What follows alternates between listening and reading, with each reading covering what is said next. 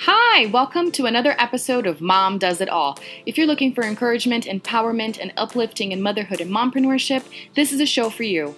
I'm your host, martaspirk, triplet mom, woman empowerment coach, and all things motivation extraordinaire. In this episode, I talk about being out of town and sick last week and how it made me reflect on a lot of things. And I also want to challenge you to step away from social media and be present in your life. Let's get right to it.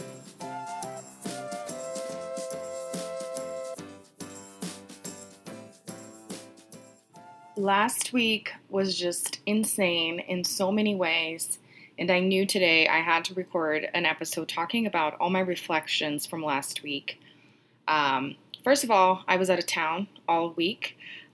We decided to combine trips because my husband's cousin was getting married, and we wanted to take the kids back to go visit with family because usually when we go back for Christmas, we go to a different city to see a different side of the family. So we figured this is a great opportunity for the kids to go and just hang out a little bit before the actual wedding that was on Friday. Well, we had everything orchestrated. My mother-in-law had a one-way flight down to help me drive with the kids because a 7-hour drive with three-year-olds by myself was just not going to happen. And we did this last year too.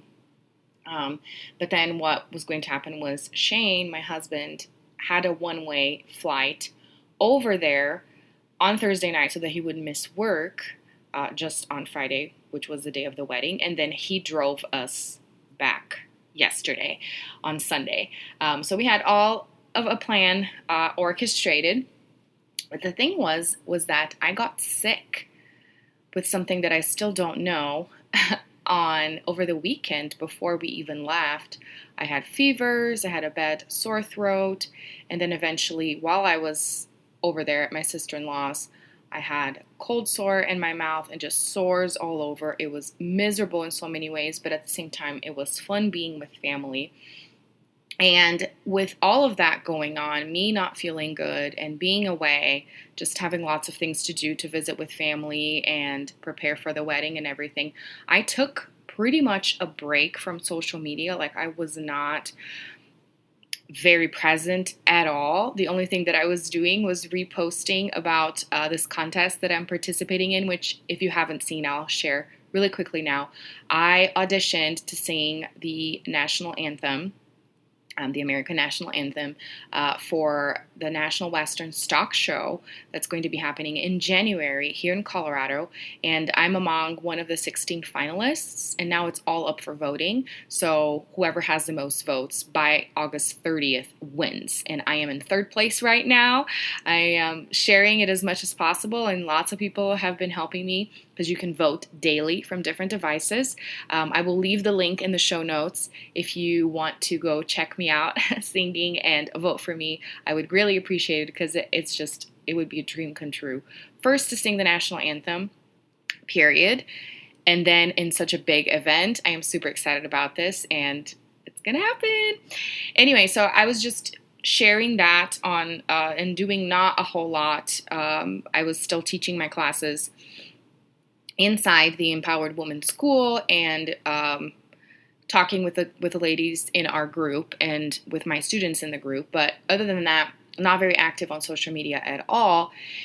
And being away really made me reflect and realize lots of things. And this happens from time to time. And I even remember last year recording a couple episodes talking about how challenges are gifts and how when you go through problems and tribulations, that's kind of like the universe's way of telling you to slow down so you can pay closer attention to your reality and be more present and in the moment. I have no doubt about that. But this was kind of like overload because we were out of town, because a lot was going on, and I felt so miserable and still decided to push through and take the trip because Shane was like, if you're not feeling good, just canceled. Let's just not go, because he didn't want to go anyways, anything that takes him off his routine. he doesn't like. But I the entire time I just wanted to do it for the kids, because I remember growing up how cool it was to be able to hang out with my aunts and uncles and with my cousins, and you just create such great memories, and I want to have that for my kids, especially since my family's in Brazil. It's like, yeah, 7 hours of a drive is hard, but it's still close enough that I don't want them to miss out on. And plus, I just enjoy being around his family. They're really, really pleasant. And so I decided to go, even though I wasn't feeling good. I did very little driving. I think from the 7 hours, I only drove like 2 hours, which last time I drove most of the time. But I wasn't feeling good. You know, when you have fevers and I was just out of it for the beginning of the week for the most part. And once the fevers subsided, it was just feeling miserable in my mouth because I could barely eat. Everything hurts. And it was terrible, but I was still having fun. So it was kind of like, I'm enjoying this, but I'm not, you know. And being away from social media kind of made me reflect on what social media can do to you and the relationships around you, you know, relationships with people and relationship even with yourself. And I wanted to talk more about it and just share my experience, but also hear from you guys what your relationship with social media is and how you feel like that is affecting your reality and the way you see things. And as I was preparing to record this episode, I actually saw a friend shared a quote on Facebook that I really wanted to read for you guys, because I feel like it really explains my journey in the last 3 years, being so active on social media and doing the coaching and really trying to figure out what I'm going to be doing with my life now that I am a mom. And the quote says, "We expect women to conceive, grow, birth, and nurture children without it changing anything about them, without it changing their body, their self-love, their outlook on life. But it does change. It changes everything. She didn't let herself go. No, instead, she let go of herself, of the person she once was, and became a mother. And that is beautiful." And as I was reading through this, I had kind of mixed emotions, because I felt like I don't feel like I let myself go, because I have been trying to find myself this entire time and figure out who I am now that everything changed, because I'm a mom and a mom to triplets and a mom living abroad. But this makes so much sense that, you know, when you choose to become a mom, there are so many things that happen that you don't realize. And one of them is you are letting go of that person that you used to be. And this is how it is with all of the transitions. I've been talking about transitions a lot lately. When you get married, you let go of the person that you used to be. When you leave your parents' house, you let go of the person you used to be. That's just, you know, rites of passage and transitions that we go through in life. But becoming a mom is just a specific type of transition that you don't really know until you're in it. And what makes it so special and so challenging is that not everyone will go through this. So it makes you a part of a group that's even more exclusive in its pains, but also in its pleasures, and especially with being a mom of triplets. And you know, there's lots of debate, even in the triplet mom community, that people talk about we don't want to victimize ourselves just because our reality is different. But I feel like it's not even a matter of victimizing ourselves. It's just really is a different reality. I mean, when you think about having a kid with a disability, that's different too. Yeah, you don't want people to feel sorry for you as much as you don't want people to feel sorry for your kid. But the fact of the matter is, it is different. It is different, and it's something that you have to deal with and to find a way of dealing with, and that's motherhood, and that has been triplet motherhood for me. And when my kids were 9 months old, we moved back to America, and I started working on the internet with coaching, with network marketing. And from the start, my husband was not happy about it, because he saw me spending a lot more time on my phone, spending a lot more time on my computer, and with the promise of building this multi-million-dollar business, which I believe it's very, very possible. It was just not what I was meant to do. And from then on, it's been a fine-tuning process of me figuring out what I want to do career-wise and what's going to be financially worth it for my family.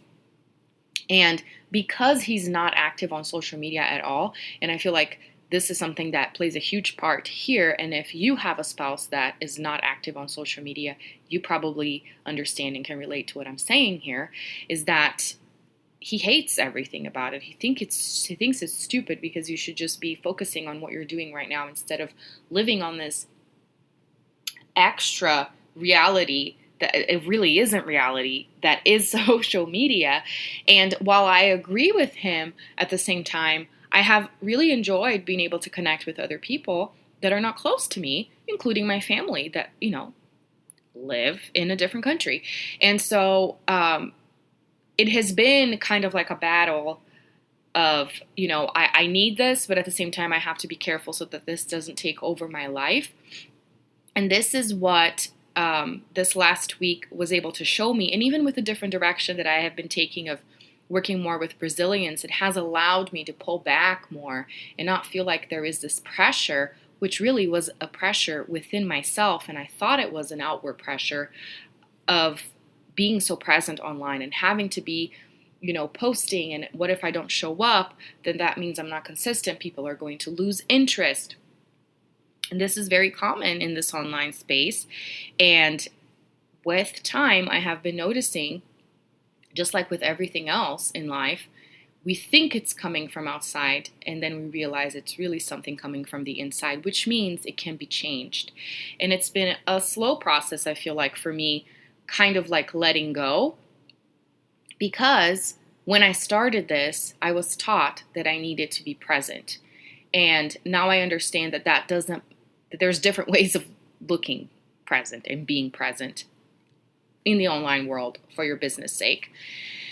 And this is what I wanted to share from the perspective of someone that has been very active online for the last 3 years, that it really created kind of like a time suck, the pressure of wanting to be online all the time, and kind of creating this anxiety and this unhappiness of, because I need to be showing what's going on and what I'm doing, I'm actually missing out on what I'm doing because I have this pressure of showing. And while I have been so active, I know of people that are not very active with showing their lives, but that follow other people, and it creates a similar sensation and it has a similar effect in the sense that you get so caught up on what other people are doing that you forget what you are doing yourself. You're not being present. So for me, it was a matter of, I need to show what's going on so that people are interested, so that I can get more traffic, so that I can get more opportunities and more clients, that I would forget to actually enjoy the moment. It's like when you're living something and you have to take that picture because you have to show that you were on the beach in Hawaii. Are you really living that moment? And I feel like there can be a little bit of a balance of, I want to, record this moment so that I can look at it later. But there is also that trap. It's like a fine line between, I'm not really enjoying this as fully as I could because I'm so worried about the after. And we shouldn't be thinking about the after anyways. We should just be living here, And I feel like even though I have been living the side of being active on social media, posting my life, there are people that are not, and they're still being affected negatively because they're so caught up in other people's lives that they forget to live their own. And let me know if you resonate with this and if this makes any sense. And it really creates this dependency of, I'm sitting here, I have nothing to do, I'm just going to get my phone and scroll through. And while I'm scrolling through, it's not just me passing time, it's actually me looking at these people's lives and forgetting all the good things about my life. It's self-inflicting unhappiness because I'm looking at these people's lives that are not their full reality. Because here, let me explain this from this sense of me being active and posting my life for so long, that you can't show everything because you actually have to live, you have to eat, you have to sleep, you have to take a shower, and you can't take your phone with you everywhere and show everything. And if you try, then it's going to be even more exhausting and, take over your life. And because you can't show everything, what people are seeing is not your entire life. They're only seeing those special moments because that's what you're showing, not the mundane things that nobody cares about, right? And with that, what they're getting is not the full reality, which means if they are thinking that your life is only that great stuff, then they automatically start thinking that their life is crap. And so that's the problem with social media. And if this is like 100% crap of like obvious, why are you even saying this? Then I'm not even going to apologize, because this is what I have a podcast for, is just to say what's on my mind. And if you've been hanging out long enough, it's because you see some value in this and you probably will agree with me. But if not, okay. But I'm just trying to kind of like flash this out in my head and put this out there in case you hadn't been thinking about this. Because that's what we know of the highlight reel, right? That's what we're seeing when we go online. And then I'm trying to conciliate this with the benefits of the online world and social media. And even when I'm talking about, this contest that I'm being a part of, sharing this with a bunch of people that don't really know me, but are still want to be involved and help me out. And I feel like this is one of the great things about social media is the reach, right? Being able to reach people with great things. But there is the dark side of making people feel like their lives suck, and making the people that are sharing their lives, making them feel like they have this responsibility of sharing their lives when really they do not. They just have to live their lives and let go a little bit. Because people are not caring that much if you went on a trip today or not, because they have their own lives, even though they're following people's lives online and letting go of their own lives. It's like nobody cares that much. You know what I mean? And so we get caught up in this situation where we forget to enjoy life. And this entire time that I have been doing this, especially with the work that I've been doing lately on self-esteem and getting to know yourself and being present in the moment, I have been noticing that my biggest struggle has been, how can I practice what I preach when I'm still so active? And I feel like everything that I have been doing has been leading me to be able to detach myself more from the online world and this fake responsibility of sharing my life, so that I can actually practice what I preach and enjoy my life and show people, see, it's possible. You don't have to be so caught up on your phone, on your computer, and you actually get to enjoy what's going on right before your eyes right now, because this moment is never coming back. So this is what went down last week. I was living special moments with my kids, getting them together with their cousins. We went to the zoo, just lots of fun memories. And I did not feel like I needed to pull my phone out and take a billion pictures, because I wasn't feeling well. And also because I just wanted to, for once, enjoy the moment. And it felt really, really good. And so I wanted to share this from my perspective of someone that's been online, very active, and kind of let you know that it's not that great on this other side. But I do know that for the people that are just the lurkers, that just watch and don't post a whole lot about their lives, it doesn't mean that they're not being negatively affected by this. So this is just mostly kind of like a wake-up call, maybe a reality check for you to see if you are letting the internet take over your life and maybe not using it as wisely and as pleasantly as you could. Because at the end of the day, we have to take a hard look at ourselves and make sure that we are doing things that are leading us to the future that we want to create for ourselves, right? This is what I have been seeking, and I feel like I am closer than ever to finding. And especially as I'm working with, moms and working with Brazilian women that say that they have such a hard time adapting and adjusting, I feel like a lot of it is caused by the internet too. First, because they have lots of contact with their family and with people that speak Portuguese. Second, they feel this pressure of showing that they're making a good life for themselves here in the US, that they're doing fun stuff, that their decision to move away was good. So there's a lot of that involved. And even if you're not this specific people that I'm talking about, Brazilians, do you feel these feelings too of, I have to show that, what we did in that trip, because then it shows that I'm happy. And it's like, when did we start living life for others and not for ourselves? And I feel like social media has a way of creating that for us, but only if we allow it. So this is my intention behind this episode, is understanding if social media is taking over your life, whether you're super active or whether you're just watching, if it is creating unhappiness for you. Because this is what I've come to realize, that the more unhappy you are, the less grateful you are. They can't coexist. If you're super, super grateful about your life, then you can't be unhappy, because everything you have around you is amazing. That's gratitude, right?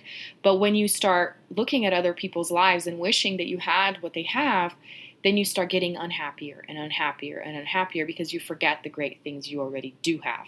That's just the way it is. So if you're finding yourself extremely unhappy and dissatisfied with life, most likely you're being kind of ungrateful right now, or you're forgetting to be grateful. And I feel like the internet contributes to that. The social media contributes to that. That's not to say that there are people out there that are unhappy and that don't even have a Facebook or Instagram account, because I know that's true, but it's still the same. They're probably not paying attention to all the great things that they already have in their lives. They're still thinking about what they don't have. And that's a lack of gratitude, right? So just wanted to invite you today to take a look at your week ahead of you and remember to be present in the moment. And if that means leaving your phone in your pocket for a little bit longer than you would, then do that. Pay closer attention to that so that you are enjoying the moment and being grateful for all the amazing things that you already have. Because as soon as you start doing that, you're going to start feeling those feelings of joy and of happiness. Thanks so much for tuning in today, and I want to hear from you. What's your relationship with social media like? Did you resonate with any of what I said on this episode? Connect with me, send me a message or email, and don't forget to vote for my National Anthem contest and help me win. The links are in the show notes. Until next time, bye.